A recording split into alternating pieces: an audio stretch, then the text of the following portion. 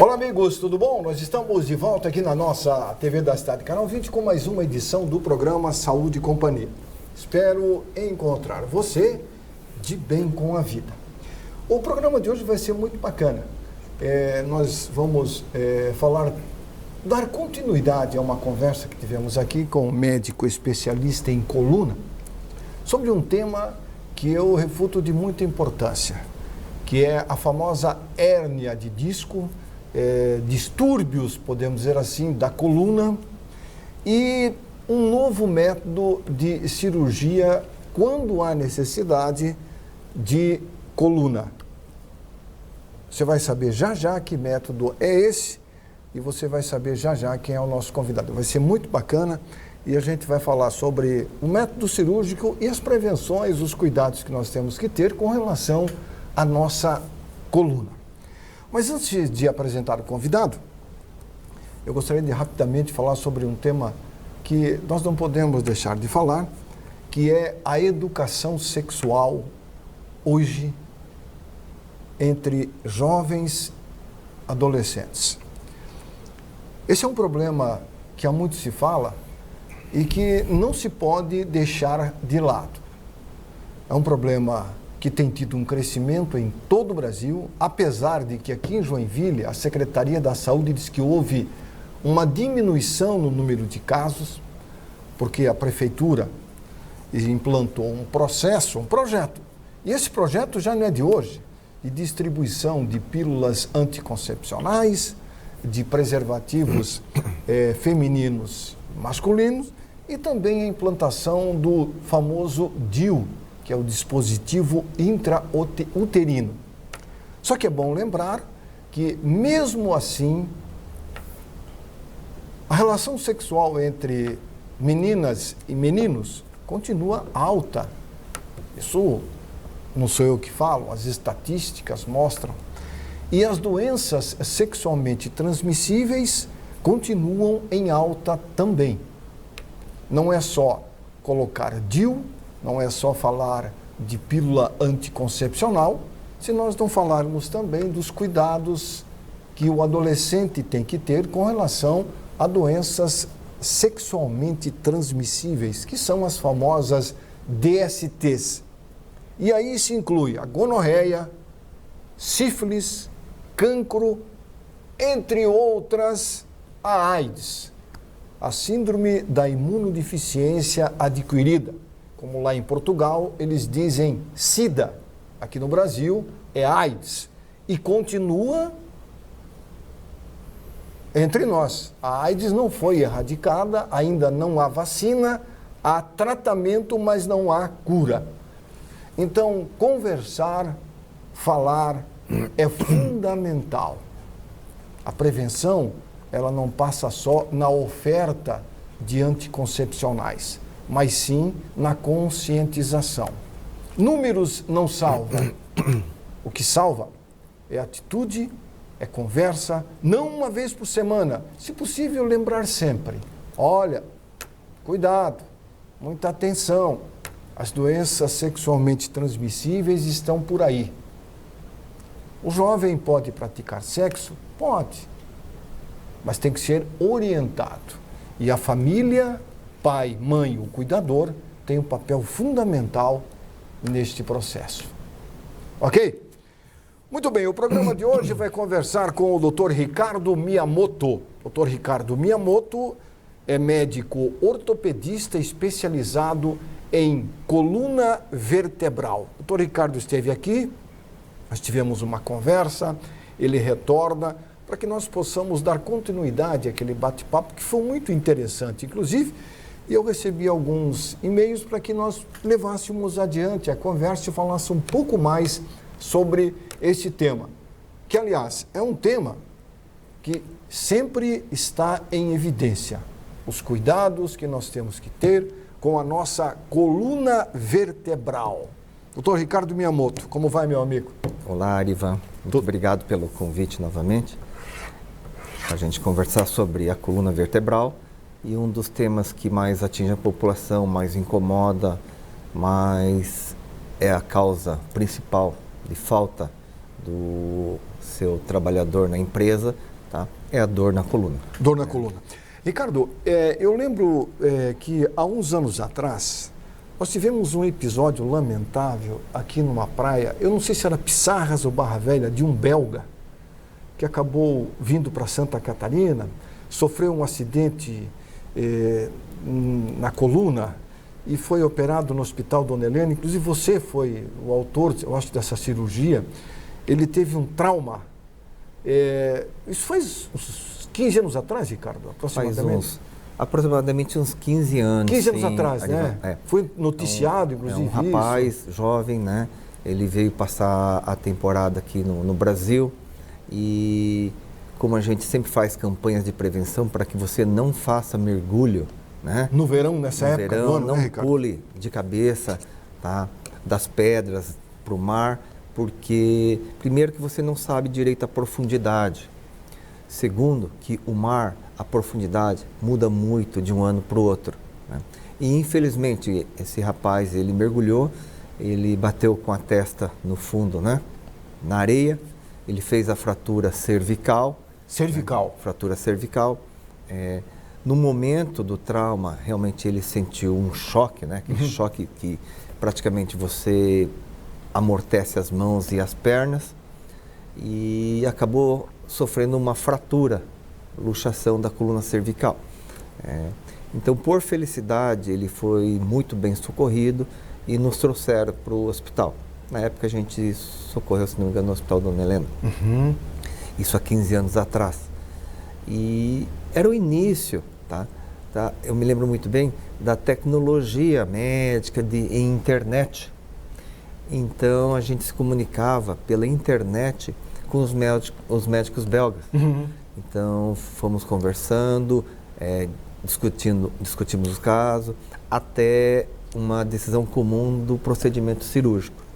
E fizemos o procedimento cirúrgico, felizmente o rapaz evoluiu muito bem, é meu amigo até hoje, foi embora normal, foi embora andando, foi embora mexendo as pernas, mexendo os braços. Mas aprendeu que não se pula de cabeça, né, da pedra para a água do mar. Agora, nós estamos no verão, Ricardo, e é muito comum a procura por parques aquáticos, rios, cachoeiras, praia. O pessoal quer se refrescar. Lamentavelmente, triste, tivemos um acidente de um francisquense que foi para Fortaleza, 43 anos de idade. O sonho dele era ir a Fortaleza, ele com dificuldade conseguiu pagar esse pacote e foi para Fortaleza, Ricardo. No último domingo, ele estava no hotel e foi dar um mergulho na piscina, caiu de cabeça e teve um trauma grave, está em coma num hospital em Fortaleza. Mais um acidente dentre milhares que ocorre. É lamentável isso, né, Ricardo? Isso ainda é muito frequente, Arivan. Em piscina também, Ricardo? Em piscina. Um cuidado especial quando a pessoa pula de cabeça para baixo, né? Bate a cabeça no fundo do barranco da areia ou do fundo da piscina e faz uma lesão cervical, ele perde os movimentos praticamente instantaneamente das mãos, instante da batida, das Ricardo. Mãos e das pernas. Tá? Então, muito cuidado quando a pessoa pula, você observa alguém pulando, essa pessoa pula e fica lá. Tá? Muitas vezes ela fraturou, ela não tem mais o movimento das mãos e das pernas e você imagina que a pessoa está brincando.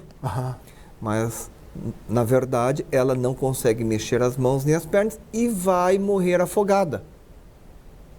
Tá? Muitas vezes ela fratura a coluna cervical, não consegue mexer as mãos para sair, para a borda da piscina ou do mar, tá? Ela não retorna, então ela tem uma lesão, ela está lúcida, só que não tem a capacidade de movimentar as mãos e as pernas. Então você acha que ela está brincando? Não, ela está se afogando. A consequência? Exatamente. Então a pessoa pulou, tá? Ficou muito tempo lá embaixo, sem mexer as mãos, sem mexer as pernas, tá? Puxa ela para cima. A primeira coisa a fazer é resgatá-la. Puxa ela para cima, ela está se afogando. Ricardo, quando ocorre uma lesão como essa, por exemplo, mergulhou, porque às vezes a piscina engana, né? Você vê o fundo azul, você acha que o fundo está lá longe, no fim está mais perto, porque a ilusão de ótica engana, né, Ricardo? Sim. Aí você mergulha de cabeça, com o peso do corpo, bate a cabeça, a testa no fundo da piscina, o peso todo vai para a coluna. Exatamente, faz o efeito chicote. Você bate a cabeça e o peso do corpo vai para trás. Empurra a tua cabeça. Esse impacto, ele faz a fratura, a gente chama de fratura luxação da coluna cervical. Tá? E é grave. Grave. É grave porque pega a medula, tá? Desse nível para baixo, faz a lesão neurológica. Agora, quando ocorre a fratura, consuma-se a fratura. Você falou que a pessoa automaticamente ela perde os movimentos dos membros superiores e inferiores. Ele fica inerte, vamos dizer assim. Ele está vivo, mas não tem força. Ele está vivo, ele está consciente, está voluntário no pensamento dele que ele precisa mexer as mãos e as pernas para sair, só que não obedecem. Tá? E é muito comum a seguinte pergunta, Arivan. Tá? Pô, eu conheço pessoas que fraturou a coluna e ficou normal. Isso, voltou à normalidade. Eu conheço pessoas que fraturou a coluna e ficou para ou tetraplégico. Tá? Então, quando você fratura a coluna, tá? Se você tiver somente uma fratura do osso, tá? E não invadir a medula que passa, o nervo que passa dentro da coluna, tá? Você vai ter a fratura sem lesão neurológica. Ou seja, só a fratura do osso. Só a fratura do osso, você imobiliza, o osso vai consolidar, colar sozinho em questão de 2, 3 meses e a pessoa fica normal. Tá? Agora, quando tem uma fratura e fragmentos desse osso perfurou ou espreme o teu nervo, a tua medula dentro da coluna, aí você faz essa lesão neurológica. A lesão neurológica muitas vezes é definitiva, Ricardo? A medula, tá? Ela faz parte do sistema nervoso central. Isso é uma continuidade do cérebro. Tá? O sistema nervoso central, quando lesado, ele é irreversível. O sistema nervoso que chamamos de periférico, que é o que não inclui o cérebro nem a medula, ele é reversível muitas vezes. Ou seja, nós temos a medula vertebral, que é como se fosse uma fibra óptica do nosso corpo, né? Porque ela manda mensagens e recebe mensagens, né? O cérebro trabalha e manda mensagem, mexe o dedo do pé, mexe o dedo da mão, mexe. Tudo passa por ali. Sim. Se houver uma interrupção desse canal, automaticamente...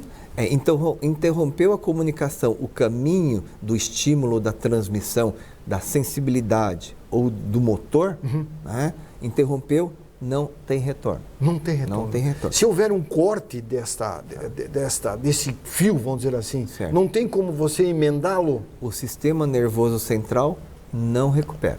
Putz, não tem recuperação. O nervo periférico, quando eu falo nervo periférico, é o que não inclui o cérebro nem a medula. O periférico, os nervos dos braços, das pernas, você pode suturar, você pode fazer enxerto, ele pode recuperar. Pode? Há uma probabilidade? Sim. Agora, o restante não? O sistema nervoso central não recupera. Ou seja, infelizmente. Por isso que muitas vezes a gente observa que pessoas que tiveram um trauma desse ficam em coma. Depende do nível, sabe, Arivan? Tá? Desse nível cervical, aqui nós temos 7 vértebras. Tá? Se você lesar a primeira, segunda, terceira e a quarta, tá? É praticamente fatal. Né? Porque você pega o bulbo respiratório, o centro da respiração, né? E parada respiratória. Um pouquinho mais abaixo é responsável pela inervação dos nervos que fazem você ter a respiração do músculo, né? Então, você lesando aqui, você não tem a força de respirar, você não consegue puxar o ar. Então, você também vai óbito. Né? E de 4 para baixo, já pega os nervos que pegam dos ombros para as mãos. Então, você consegue ter uma boa consciência, você consegue respirar, consegue movimentar somente daqui para cima, a cabeça. Só a cabeça. Daqui para baixo você não movimenta. Fica inerte. Fica parado. Agora, eu sempre falo, Ricardo, que nós deveríamos... É claro que médico é médico, o leigo é leigo. o médico estuda para poder colocar em prática o seu conhecimento. Mas a gente estudar um pouquinho a anatomia humana é muito legal. Eu gosto muito de ficar observando interações sobre a anatomia humana. Eu não sabia, isso aqui é como se fosse, está vendo na telinha aí, uma coluna vertebral, né, Ricardo? Sim. Isso aqui é a parte como é que chama esse osso aqui? Aqui é a parte da frente, da barriga, frente, aqui é a parte de trás, as costas. Aqui a pelve, os ossos da bacia. Isso aqui é a parte da cabeça, né, Ricardo? Aqui é a nuca. A nuca. Eu não tinha noção, e é claro que o telespectador também, que nós temos aqui em cima 7 vértebras. Sim. A gente pega aqui no pescoço, não tem noção que são 7 vértebras. Esse ossinho que você consegue palpar aqui na tua nuca, tá? É a última, é a sétima, é a mais saliente, ó. É esse ossinho saliente aqui, Arivaldo. É esse aqui? É aquele que, o que a gente... Esse ossinho aqui. Então, essa é a sétima. Aí você vai contando aqui, tem mais... Exatamente. O pescoço são 7 vértebras. Tá? A coluna, o tórax, onde tem as costelas, são 12. 12, com 7, 19. Terminando as costelas, tá? Tem mais 5 lombar. Certo. Depois tem mais 5 que são fundidas, que formam o sacro. Aqui lá embaixo, na parte sacra, que se diz. Agora, Ricardo, essas 7 aqui que você falou, podemos dizer que são as principais ou não? Tá. Todas são principais. A juventude talvez não vai entender muito, mas... O pessoal acima de 40, 45 anos que está assistindo vai entender. E a coluna é como se fosse aqueles fios finos de telefonia antiga. Certo. Então, eles vão saindo dos fiozinhos. Né? Então, ela é como se fosse do diâmetro de uma caneta, como se fosse um macarrãozinho cozido, e vão saindo os filetes. Tá? Se você olhar, desculpa interromper, assim, nosso corpo uma montagem, já havia um monte de fiozinho na coluna. Vão saindo os fiozinhos. Tá? Da parte mais superficial da medula, começa a sair para o ombro, para o cotovelo, para as mãos. Da parte mais interna, começa a sair para o abdômen. Da parte mais interna, são os últimos, tá? Começa a ser distribuído para as pernas. Por isso dá aquela dorzinha na perna quando tem a famosa hérnia de disco? Um dos últimos que saem da medula é o famoso nervo ciático. Que o pessoal chama de nervo asiático. É isso mesmo. Que é o que... eu tô com nervo ciático. Até ontem eu falei com um amigo, eu falei que você viria aqui, e ele dizia assim, pô, Arivaldo, pergunta lá pro médico, aproveitando já, para mim não esquecer da pergunta, o Humberto, ele dizia assim, quando eu viajo, ele foi para a praia, agora, e ficou na fila, para variar, aqui na BR-280, né? Diz que ficou 4 horas na fila. Aí fica muito tempo sentado, e aí começa a dar uma dorzinha, aquela dorzinha chata. Aí como não dá para sair do carro, que a fila anda devagarinho, diz que ele chega na praia quebradaço. Isso é o famoso nervo ciático, pode ser, Ricardo? Chega a doer assim a parte das nádegas. Quando dói a coluna lombar, tá? Ou o sacro, onde você apoia sentado no banco, tá? Isso é uma dor osteomuscular, miofacial. Isso é fadiga, isso é falta de preparo. Né? Tem pessoas que têm pouca musculatura nas nádegas, né? Então é como se tivesse pouca almofada. Certo. Né? Então, quanto mais você fortalecer essa cadeia muscular, alongar e exercitar, tá? Menos dor você vai ter. Quanto mais sedentário, mais amolecido, atrofiado for tua musculatura lombar, mais você vai sentir dor por fadiga. Tá? Não, de repente não é um nervo ciático? Não, o nervo ciático é quando você tem uma compressão dele, tá? Uma pressão sobre ele, aí te dói a lombar e dói o trajeto dele. Aí você fala, estou tendo uma ciática ou uma dor do nervo ciático. E essa dor é uma dor persistente, ela vai e volta ou ela é contínua? Aí, se for uma compressão momentânea, talvez por mecânica, né? Aperta, irrita e desaperta, né? E suaviza, é temporária. Se você estoura um disco e esse disco migra contra o nervo ciático e faz uma compressão contínua, tá? Aí a dor fica e vai se agravando gradativamente. A única solução? 90% das pessoas que têm crise do ciático, tá? Você faz um tratamento com repouso, reorientação postural, medicamentos paliativos, melhora. Muito bem. Ok, nós estamos conversando hoje com o Dr. Ricardo Miyamoto, médico ortopedista especializado em coluna vertebral. Nós falamos no começo do programa sobre um novo método cirúrgico para problemas de coluna. Você vai saber já já que método é esse. Intervalinho rápido, o Saúde e Companhia já volta. Muito bem, estamos de volta com o programa Saúde e Companhia, aqui na nossa TV da Cidade, Canal 20, falando sobre coluna vertebral. Aliás, falar sobre coluna vertebral é falar sobre cuidados. Doutor Ricardo, nós falamos uma ocasião aqui sobre esse tema e eu até recebi um e-mail de uma praticante de academia, uma moça ainda, que ouviu o programa e ela costumava levantar peso legal. Depois que ela ouviu o que você falou aqui, ela ficou um pouco preocupada com o futuro dela. É claro que a gente não sabe se vai viver 70, 40, 80, não se sabe. Mas a gente tem que ter um certo cuidado com o nosso futuro, a gente quer viver mais. E ela me falou que ela estava erguendo uma quantidade de peso que ela achava que era o ideal, mas depois que ela ouviu o que você falou aqui, ela começou a rever esse conceito. Levantamento de peso em academias, Ricardo, é uma prática muito comum hoje em dia, né? A tentativa de melhorar as pernas, o abdômen, o glúteo e por aí vai. Isso tem um preço para a coluna, Ricardo? A dor, a capacidade de você erguer um peso é muito individual. Certo. Você tem um estímulo de dor, eu ter o mesmo estímulo e a outra pessoa ter o mesmo estímulo, tá? A intensidade de quanto a gente vai sentir essa dor vai ser diferente em você e vai ser diferente em mim. Certo. Então, a academia, a atividade física, eu vejo da mesma forma. Né? A capacidade de erguer peso é muito individual.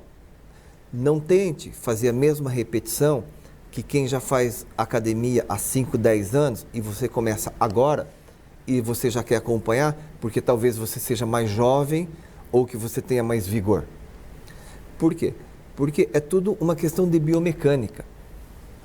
80% do teu peso passa na frente da coluna. 80%? 80% passa aqui.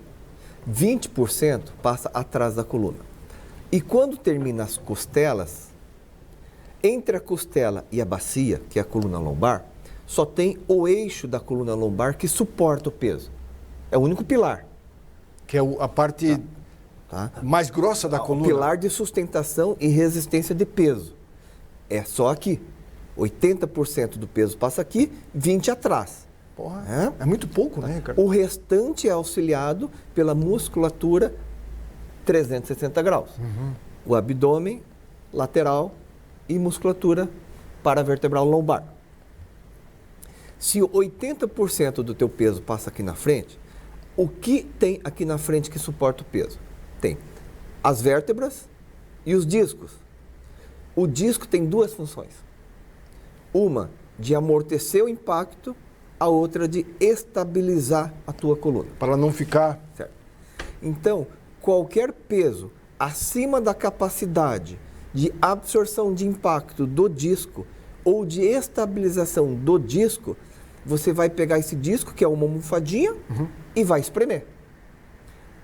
Pega um sanduíche e espreme acima da capacidade do recheio suportar.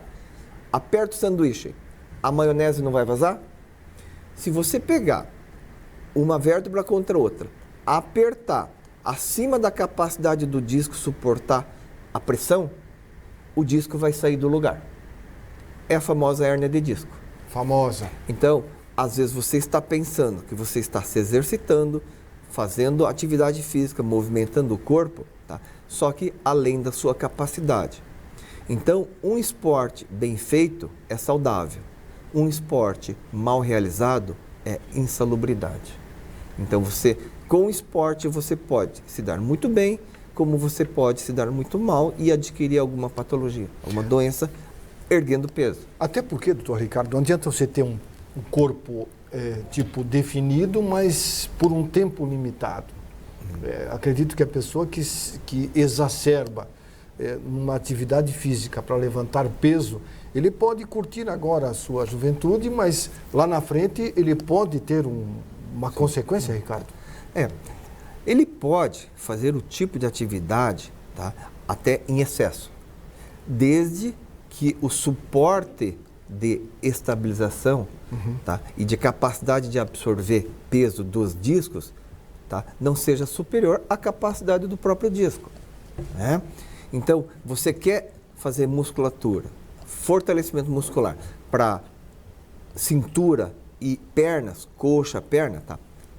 Deita na prancha, descansa a coluna na prancha, coloca as tuas pernas para fora e faz o peso que você quiser, respeitando os teus ligamentos de tornozelo, joelho e quadril, para você não fazer lesão nem estiramento, tá? Aí você pode fazer peso. Você quer fortalecer a musculatura paravertebral da coluna, tá? Deita na prancha, ergue a perna esticada e começa a trabalhar a musculatura com a coluna em repouso. Ou, se você for descarregar peso, ela está apoiada. Então, o peso não acaba no disco. Ela vai ter uma base. O peso passa pelo disco, só que o disco também transfere esse peso para outra substância, né? Para outra superfície. Tá? Você quer fazer membro superior? Tá aqui de pé, tá? Vai pegar 30, 40, 50 quilos. Se você pegar o peso, erguer o peso sem apoiar a tua coluna, tá? Esse peso você vai erguer, ele vai passar aqui. 80% do peso passa aqui. Se o teu disco suportar, tudo bem. Agora, quando você pega um peso e ainda flexiona o corpo para frente, você está dobrando, pinçando, tá? Com 40, 50 quilos, um pedacinho do disco. Tá? Então, é igual o sanduíche de novo. Apertou o sanduíche de um lado, a maionese vai sair do outro. Consequência? Se o disco sair para frente aqui, não tem estrutura nervosa, você não vai sentir dor. Se o disco sair para trás, ele vai comprimir o nervo. Pode comprimir o ciático. Aí você vai sentir aquele choque nas costas. Fisgada. E aquele caminho amortecido na coxa e na perna. Tá? É sinal que o teu disco encostou no teu nervo. É o sinal de alerta. A orientação para quem quer fazer atividade física, principalmente um jovem, ela pode passar também por um consultório de um médico de coluna para orientação, Ricardo? Eu acredito que qualquer pessoa que queira fazer uma iniciação esportiva ou que já tenha iniciado e quer se aprofundar, né, quer aumentar o período, o tempo, a exposição ao esporte, precisa ter uma avaliação osteomuscular, pulmonar e cardiológica. Esses três são essenciais. É fundamental. Até porque a formação óssea de um indivíduo, ela é essencial, o desenvolvimento da formação óssea para a estrutura futura, né? Sim. Tudo que tu faz hoje, amanhã tu vai colher. Uma especial atenção para as crianças, para os adolescentes, e para as pessoas que ainda não têm maturidade óssea, estão em desenvolvimento ósseo.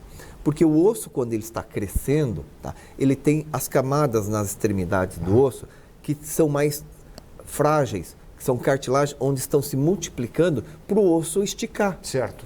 Então, sobre essas camadas, tá, você não pode fazer atividade de impacto nem sobrecarga de peso, com o risco de você fazer lesão dessa cartilagem de crescimento e diminuir o crescimento da pessoa. No caso do adolescente. Se você faz a lesão mais de um lado que do outro, tá, no término do crescimento você vai ver que a pessoa está com meio, 1 centímetro de diferença das pernas. Tá? E muitas vezes a pessoa não se percebeu. Uma boa orientação faz a diferença, né, Ricardo? Sem dúvida. Agora, quando ocorre uma lesão, o cara estava na academia, se excedeu no peso e lesionou a coluna vertebral. Aí ele precisa de um procedimento, foi tentado um procedimento clínico, com medicação, ele não obteve sucesso. Aí vai ter que se passar por um método cirúrgico, Ricardo. Muito se fala sobre cirurgia de coluna, riscos, essa coisa toda. A área de ortopedia, no mundo todo, evoluiu muito na área cirúrgica. E eu acredito que na ortopedia, a área de coluna, a área cirúrgica, é a que mais teve avanços. Posso estar errado? Eu até li um artigo ontem sobre isso. E você agora traz para Joinville um método de cirurgia via endoscópica de coluna. Para que tipo de cirurgia esse método é indicado na coluna, Ricardo? Tá. Então, deixa eu localizar a história da cirurgia da coluna. Primeiro, tá, é muito cultural, quando você faz um procedimento, uma cirurgia de coluna, você ser questionado pelo paciente, né, que, com toda a razão, tem seu medo, tem sua cultura. Certo. Doutor, tá, a cirurgia de coluna não vai me deixar na cadeira de rodas? Paralítico? Paralítico, sem mexer minhas pernas? Tá? Não. Isso é muito cultural. Por quê? Porque imagina antigamente, você abriu uma coluna sem saber o que vai encontrar. Não existia exames de imagem como tomografia, como ressonância. Você tinha uma lesão na coluna, só que você não sabia onde era a lesão. Você tinha um raio-x básico. Então, você examinava o paciente e supostamente você achava que podia ter uma hérnia ali. Poderia. Paciente em sofrimento, não tem o que fazer, vamos abrir, vamos explorar a coluna desse indivíduo. Então, era meio que catastrófico você abrir uma coluna e começar a procurar um motivo. Hoje não. Começou a se desenvolver com uma tomografia computadorizada, você já consegue localizar onde tem o problema. A ressonância apareceu, a ressonância mostra qualquer tipo de alteração ou lesão acima de 1, 2 milímetros.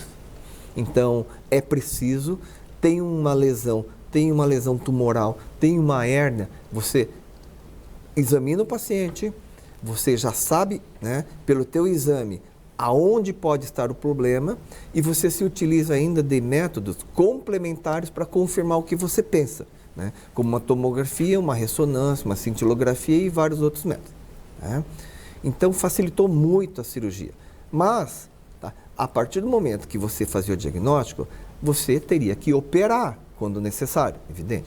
Só que a cirurgia você tinha que pegar o bisturi, cortar a pele, cortar o músculo, chegar no osso, abrir uma janelinha no osso, afastar o nervo e tirar o que estava apertando o nervo. Podia ser um tumor ou uma hérnia. Tá?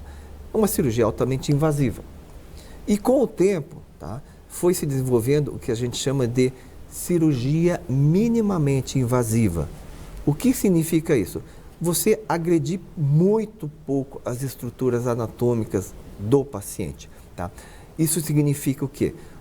Uma cirurgia com um corte menor, anestesia menor, tempo de cirurgia menor, sangramento menor, anestesia com menor tempo, né?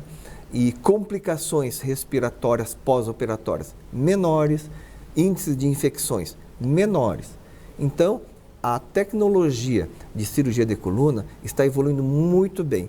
E, tá, hoje, tá, está iniciando um novo ciclo de cirurgia de coluna, tá, que a gente chama de videoendoscopia de coluna. Tá? Quem já fez uma endoscopia de estômago, para ver, quem fez uma procto, né, uma endoscopia, tá, via procto, né, dá para ver via endoscópio todo o intestino, via endoscópica para o estômago, você vê toda a parede do estômago.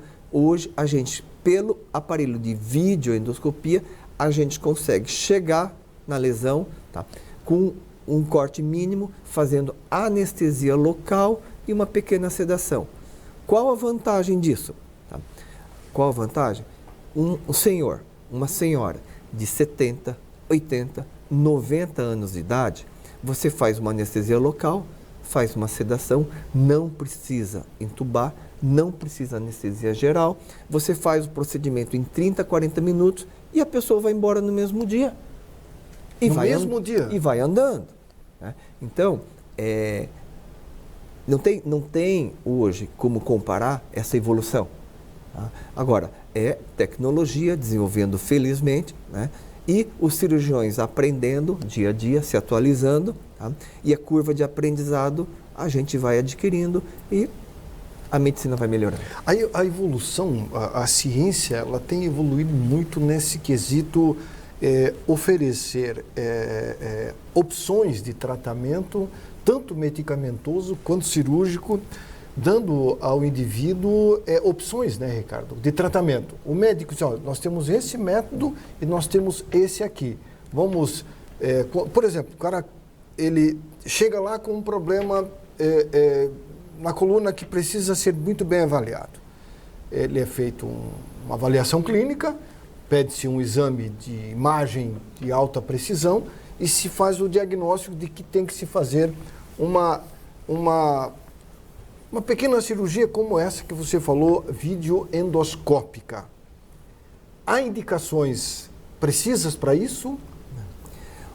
A cirurgia de videoendoscopia, ela está evoluindo, que eu vou te falar, não sei até onde vai, acho que não tem limite. Cada evento que a gente vai participar, cada mesa redonda que a gente discute a respeito, tá? Sempre aparece uma novidade. Na área da videoendoscopia? Sempre aparece um desafio. Tá? Começou-se a fazer a videoendoscopia somente para hérnia de disco. Só para hérnia de disco? Hoje já se faz para tumor, hoje já se faz para, chamamos de estenose de canal, quando o canal da coluna começa a estreitar, né? No idoso. Tá? Isso é muito comum, porque a nossa população está cada vez envelhecendo mais. Melhor, com mais qualidade, ninguém quer sentir dor. Tá? Então, esses procedimentos estão ficando seguros, pouco invasivos, né? E com uma solução muito satisfatória. Quando nós falamos em cirurgia, Ricardo, você falou que uma cirurgia, vamos supor, a cirurgia de hérnia de disco. A tradicional se faz um corte para chegar ao local, né, Ricardo? A tradicional, vamos supor que esse disco aqui saia para trás e aperte o nervinho. Certo. Qual a cirurgia? Tentou-se de tudo. Emagrecimento, repouso, medicamento, reabilitação, né? Infiltrações, remédio, tentou-se de tudo. Sem melhora. É um percentual pequeno, 90%, 92% das pessoas melhoram. Um grupo de 10% muitas vezes necessitam cirurgia. E como era a cirurgia? Corta-se a pele, a musculatura, chega-se no osso, abre uma janela no osso. No osso? Afasta a medula e o nervo, olha onde está a hérnia de disco, vai lá, tira a hérnia e fecha tudo. Pinça ela e fecha. Pinça, tira a hérnia e fecha tudo. Tá? É uma cirurgia aberta, é uma cirurgia que dói, porque você corta partes moles, é uma cirurgia que necessita reabilitação, é uma cirurgia que necessita internação, é uma cirurgia que tem um pouco de sangramento, é uma cirurgia que precisa de anestesia geral, é uma cirurgia que tem um risco maior de infecção, porque você cortou exposto. Abriu muito. Abriu muito, tá? Então, é aí que entra os procedimentos, né, mais atuais de minimamente invasiva, que é a videoendoscopia. O corte mínimo, Ricardo, em relação à cirurgia aberta, é 10%, 20%, 30% do corte da cirurgia normal? A videoendoscopia você faz um corte de meio centímetro. Meio centímetro? Eu vou mostrar para você. Nós vamos mostrar depois o equipamento. Vai um pontinho só. Um ponto só, a cirurgia toda, um ponto. Muito bem, nós estamos conversando hoje com o Dr. Ricardo Miyamoto, médico ortopedista especializado em coluna vertebral. Nós temos um intervalinho rápido, voltamos já já. Sai daí não, que o último bloco vai ser muito interessante para falar sobre esse novo método cirúrgico, a videoendoscopia de coluna. Instante só, nós já voltamos. Muito bem, estamos de volta com o programa Saúde e Companhia, aqui na nossa TV da Cidade, Canal 20, conversando hoje com o Ricardo Miyamoto, médico ortopedista especializado em coluna vertebral.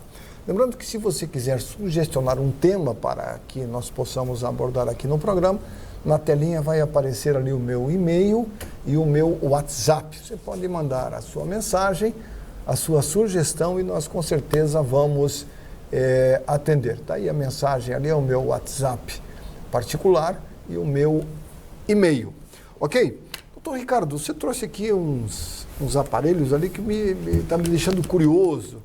Esse tipo de aparelho que está aqui é um aparelho que se usa para a famosa videoendoscopia para cirurgia de coluna? Sim, Aníbal, isso aqui é o básico que você já consegue resolver praticamente 99% das hérnias de disco na região lombar, na região torácica e na região do pescoço. Certo. Né? Como eu falei no bloco anterior, antigamente, quando você tinha que fazer uma cirurgia, anestesia geral, paciente deitado de barriga para baixo, né? Muitas vezes cirurgia demorada, faz uma sondagem na vesical para controlar a urina, o paciente anestesiado, você corta a pele, corta o músculo, tá? Chega no osso, tá? Abre uma janelinha no osso, visualiza, né? Tá? Aonde está a hérnia, afasta os nervos, com uma pinça você pega o disco e tira, e daí fecha na sequência. É uma cirurgia invasiva, uma cirurgia aberta, né? Hoje, tá? 99% das hérnias, o que fazemos? Né?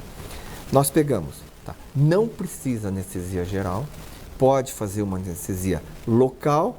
Se o paciente tiver hipertensão, for um cardiopata, tiver uma sequela de um AVC, tiver uma doença pulmonar, você faz anestesia local e pede para o anestesista somente fazer uma sedação. Tá? Você, com anestesia local, você faz um cortezinho de meio centímetro na pele, pega esse aparelho aqui na pele, tá? Olhando no equipamento que te dirige, tá? Pro nível, você entra na pele com esse aparelho e vai até o nível da onde a pessoa tem a hérnia. Eu vou mostrar aqui que você pode entrar lateralmente aqui, ó, aonde, tá? Você não precisa cortar osso, não precisa cortar músculo, você simplesmente chega aqui e já encosta no disco, esse material, assim. A partir do momento que você encostou no disco, tá? Você retira essa cânula aqui, tá? Confere que você está no nível certinho ali, tem na televisão, é tudo por vídeo. Tudo por vídeo. Esse equipamento aqui, Arivan, se você reparar na pontinha dele aqui, tem dois buraquinhos. Um buraquinho é a filmadora. Então eu vou colocando lá, são meus olhos lá dentro. O outro buraquinho vai eliminando o soro. Por quê? O vidro, a lente, dentro da água, amplia tudo. Então eu vou colocando soro, isso fica continuamente molhado. Certo. Então eu chego lá na hérnia, coloco isso aqui e vou até na hérnia lá, me certifico que eu estou na hérnia, tá? Ok, estou na hérnia, vejo na televisão, confirmo que eu estou no nível certo, vejo que eu achei a hérnia e o que eu faço? Seguro com a mão esquerda aqui e com a mão direita, tá? Olha bem a ponta dessa pinça, ó. É como se fosse uma garra. Ela é um alicatezinho, Isso. uma garra, que você coloca por aqui, vai aparecer a ponta dela na televisão. Na tela que você vai ver. Eu não preciso ficar olhando para o paciente, eu monitoro tudo no vídeo, como se fosse um videogame, tá? Olho para a televisão, essa pinça aqui eu encosto na hérnia, pego a hérnia e tiro por aqui. Retira ela. Tiro ela por aqui. Tá? Retirei toda a hérnia, revisei tudo. Tá? A hérnia, o disco não está mais apertando o nervo, eu faço simplesmente isso aqui, Arivan. Tiro e dou um pontinho em meio centímetro de pele. Um ponto? Meio ponto, porque é meio centímetro de pele. Né? E o paciente recuperou da sedação, não da anestesia. Tá? Questão de 2 horas. Fica a observação. Ele pode ir embora. Caminhando, Ricardo? Pode ir embora caminhando. Você falou que existem indicações para esse tipo de cirurgia.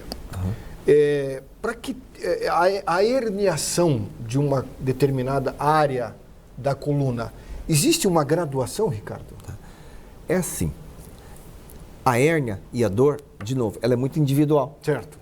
Então você vem no meu consultório, você está gemendo de dor, vem na cadeira, não consegue andar. Aí eu travado. faço um exame, faço uma ressonância, olho uma ressonância, pô, eu vou me segurar até para, vamos supor, não rir. Por aí, uma hérnia aqui minúscula, né? Daí você começa a pensar, será que é para tanto? É para tanto, tá? Porque a dor não é proporcional ao tamanho da hérnia. Ah, eu achava que a hérnia maior... Não, a dor é proporcional à localização que está sendo comprimido o teu nervo e o ponto de impressão da hérnia. É como se fosse uma pedrinha no teu sapato. Certo. Se ela pega a tua dobrinha entre os dedos, você não anda. Se ela fica numa zona morta, no sapato onde tem sobra de espaço, você corre e não sente nada. Certo. Então, a hérnia não é proporcional ao tamanho. Então, tem pessoas que têm uma hérnia volumosa, que estourou e está jogando futebol e não sabe que tem hérnia. E tem pessoas com uma hérnia muito, muito pequena, tá? Que acaba indo para uma cirurgia. Por quê? Por incapacidade, né? Porque está impotente, uma sensação de incapacidade, não consegue fazer nada pela dor, né? Então, você sempre tenta tratar de uma forma conservadora, sem cirurgia.